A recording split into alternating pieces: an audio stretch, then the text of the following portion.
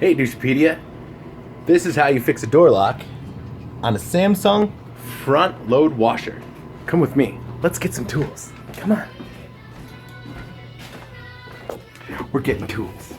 I keep them in the basement. I find that it's good to keep your tools in the basement because then your fucking kids can't find them. That preserves the tools. Okay. All right, what we need is one windshield scraper and one empty box of Hot Wheels cars. Okay. We need one more piece of toolage. It's upstairs. Always get the one that's furthest away first, just so that you can come back around. It's all about time, you got to make sure you spend your time wisely. All right. Now we have our washer. We have our tools. Had to get one more tool.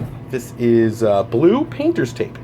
Now what you do is you take the Hot Wheels box and the windshield wiper washer cleaner thingy. Fuck you, you know what it is. And you put those on top of the washer. And then the first thing you do though is you grab this tape after you put those on top of the washer, and then you tape the fucking door shut. Yeah! Fix it. Hashtag Douchepedia.